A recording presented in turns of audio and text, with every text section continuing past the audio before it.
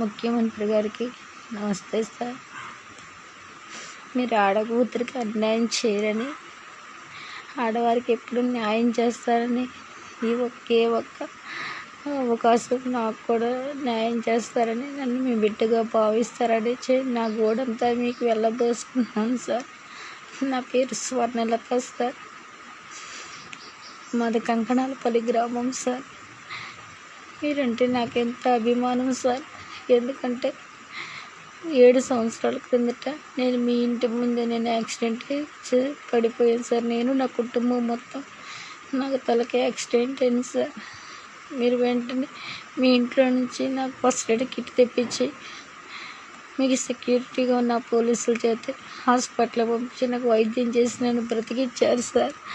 అప్పటి నుంచి మీరు అంటే నాకు దేవుడితో సమానం సార్.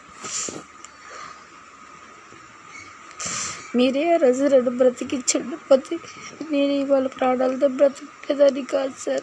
నా భర్త కూడా 3 సంవత్సరాల క్రితం చచ్చిపోయాడు సార్. 2 చిన్న పిల్లలు పెట్టుకొని నేను చిన్న ఉద్యోగం చేసుకుంటూ బతుకుతున్నాను సార్. అదే మా గ్రామానికి చెందిన కమ్మ సరవల కులం బొడ్డు వెంకటేశ్వరరావు అనే వ్యక్తి నాకు ఫోన్ చేసి నన్ను ఫోన్లో అసభ్యకరంగా మాట్లాడుతున్నాడు సార్.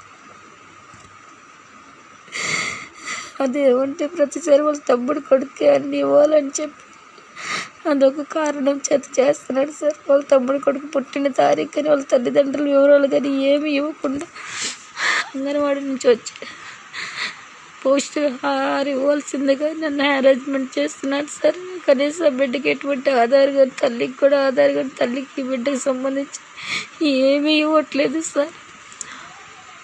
ఆధార్ తెచ్చుకో అన్నీ ఇస్తున్నారని వస్తానని చెప్పినా వినట్లేదు సార్. వాళ్ళ తమ్ముడు కొడుకు అన్నీ ఇవ్వాలని, ఒకవేళ ఏమి ఇవ్వకపోతే నేను తనతో పడుకోవాలని ఫోన్లు చేసి ఐ లవ్ యూ అని, నువ్వు అంటే నాకు ఇష్టమని, నా మీటింగులకు వస్తానని, నేను చెప్పినట్టునే వినాలని చెప్పి నాకు ఇష్టాలు ఎక్కువ నేను చెప్పి నేను సత్తెనపల్లి ఉంటే నువ్వు సత్తెనపల్లి వచ్చి నాకు ఫోన్ చేయని నన్ను తరచు ఫోన్ చేసి బెదిరిస్తున్నాడు సార్. ఇదంతా నేను నా ఫోన్లో రికార్డు చేశాను సార్. రికార్డు చేస్తున్నానని నేను ఆవు అంటూ ఉన్నా కానీ ఒక్క మాట కూడా ఎదురుగా మాట్లాడలేదు సార్. గ్రామ పెద్దలు కూడా సంప్రదించారు సార్. నేను ఎమ్మెల్యే గారి దృష్టికి కానీ విషయాన్ని తీసుకెళ్తే ఎమ్మెల్యే కన్నా గారు నా పట్ల సారితో దయతో వెంటనే సీఏ గారికి ఫోన్ చేసి పోలీస్ స్టేషన్లో కేసు పెట్టమని చెప్పారు సార్. సార్ వెంటనే స్పందించారు సార్ నా మాటకి.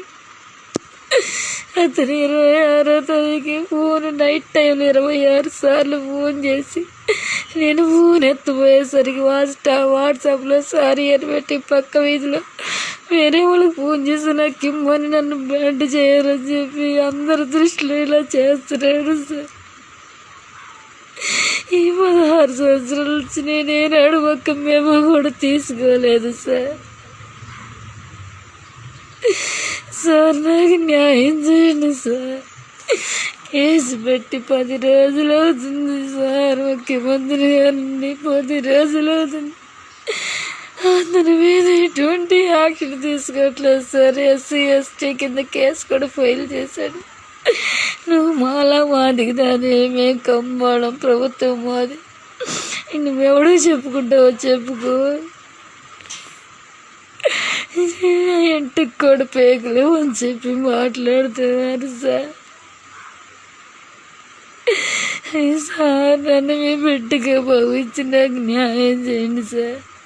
నేను ఇప్పుడు అందరిలో అల్లరైపోయాను సార్. నాకు తల్లిదండ్రులు కూడా లేరు, చచ్చిపోయారు సార్.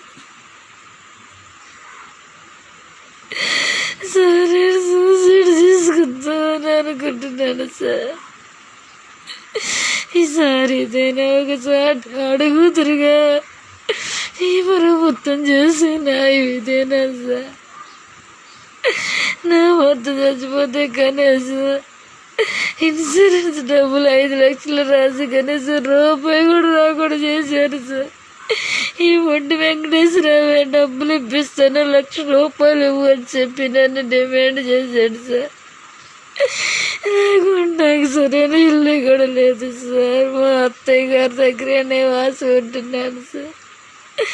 నాకు ఎందరో చిన్న పిల్లలు, కూతురు 5 సంవత్సరాల పిల్ల సార్. నేనేమన్నా అయిపోతే నా పిల్లలు ఎవరు చూస్తారు సార్? ఎవరు చూస్తారు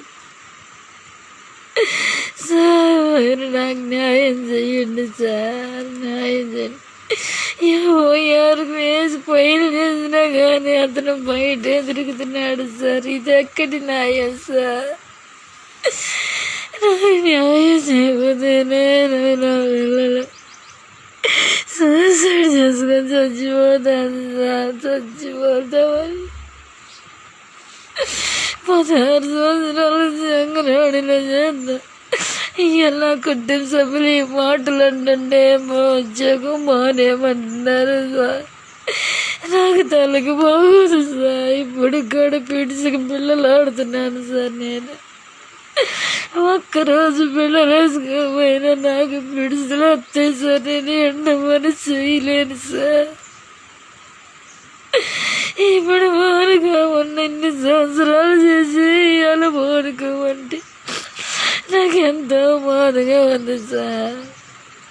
కదలితే కన్నా కానీ చెప్పి 5 నిమిషాలు నీ ఉద్యోగం తీపిస్తావు, నాతో పడుకోవాలని చెప్పి అనరాని మాటలు అంటున్నారు సార్. అనరాని మాటలు అంటున్నారు. కనీసం మా బడికి సొంత బిల్డింగ్ లేదు సార్. అద్దె భవనంలో